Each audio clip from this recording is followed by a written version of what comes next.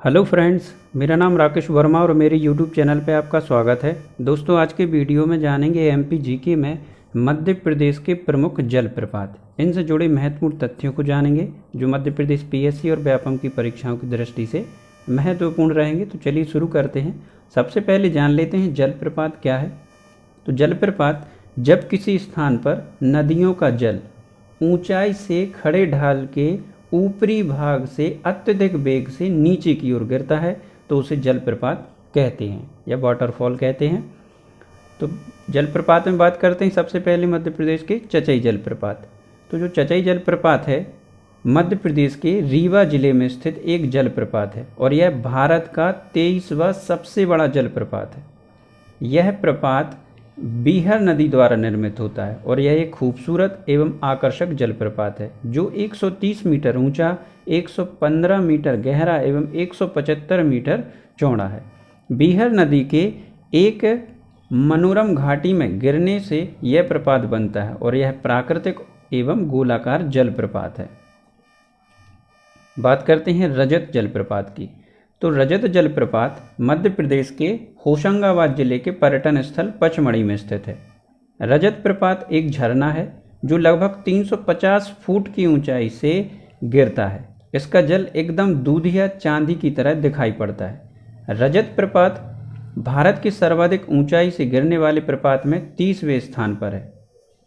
जब इस झरने पर सूर्य का प्रकाश पड़ता है तो यह चांदी की तरह चमकता है, इसीलिए इसे रजत प्रपात या सिल्वर फॉल कहते हैं। यह 107 मीटर की एक बूंद के साथ एक घोड़े की पूंछ के आकार का झरना है।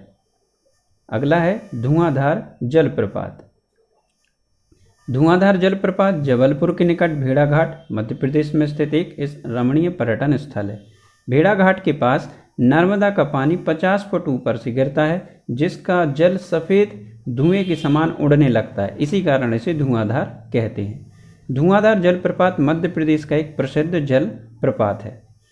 नर्मदा के प्रवाह के द्वारा अन्य जलप्रपातों का निर्माण भी किया जाता है, जैसे दुग्धधारा, कपिलधारा जो कि अमरकंटक में, सहस्त्रधारा महेश्वर में, दर्दी तथा मानधार जलप्रपात बड़वाह में, पश्चिम निवाड़ में आदि। बात करते हैं मानधार जलप्रपात की। तो मानधार जलप्रपात नर्मदा तथा तवा नदियों के संगम के द्वारा मानधार झरने का गठन होता है। तवा नदी नर्मदा की सहायक नदी है जो छिंदवाड़ा से निकलकर बैतूल जिले में होती हुई होशंगाबाद के पास नर्मदा में मिलती है। रास्ते में नर्मदा नदी मानधार तथा दर्दी नामक जल प्रपातों के भी आकर्षक रूप देती चलती है। बात करते हैं बी फॉल्स या जिसको जमुना जलप्रपात कहते हैं। तो मध्य प्रदेश के होशंगाबाद जिले में स्थित पचमढ़ी मध्य भारत का सबसे खूबसूरत पर्यटन स्थल है और पचमढ़ी का वी फॉल प्रताप जमुना प्रपात के नाम से भी जाना जाता है। जमुना जलप्रपात एक शानदार प्रपात है जो पचमढ़ी के लिए पीने का पानी प्रदान करता है। इसकी धारा बहुत ऊंचाई से गिरती है।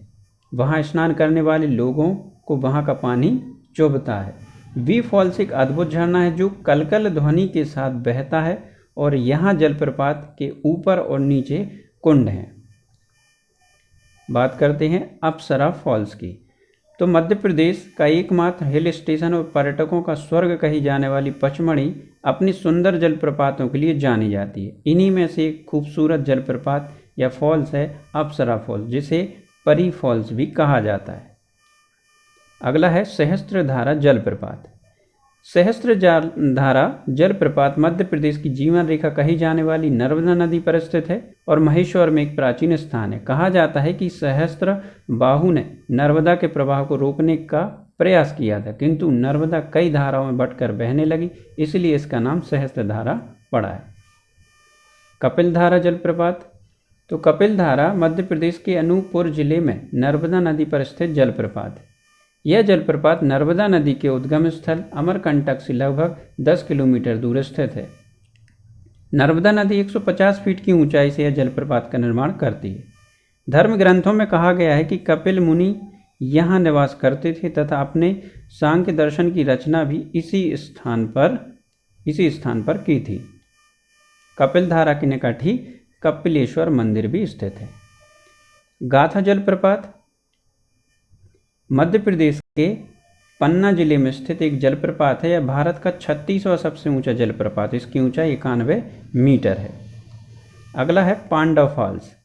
पन्ना राष्ट्रीय उद्यान के समीप केन की सहायक नदी पर स्थित है। केन नदी पन्ना बाघ रिजर्व की जीवन रेखा है। यहाँ घाटियाँ, गिरी, कांदरा और गुफाएं भी स्थित हैं। पांडव फॉल्स रनेह फॉल्स के समीप स्थित है। पांडव फॉल्स पन्ना शहर से लगभग 12 किलोमीटर की दूरी पर स्थित है और झरने के पास ही पांडव गुफाएं भी स्थित हैं। केवटी जलप्रपात तो मध्य प्रदेश के रीवा जिले में है केवटी जलप्रपात और भारत का 24वां सबसे बड़ा झरना है।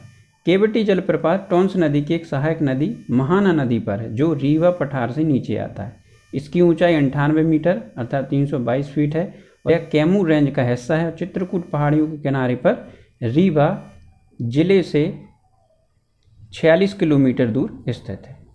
चलिए अब जानते हैं दोस्तों मध्य प्रदेश के प्रमुख जलप्रपात नदियों के नाम, किस नदी पर वह जलप्रपात है, किस नदी द्वारा निर्मित है और वह किस स्थान पर है, इसकी हम सूची देख लेते हैं। धुआंधार जलप्रपात नर्मदा नदी पर है और जबलपुर भेड़ाघाट में।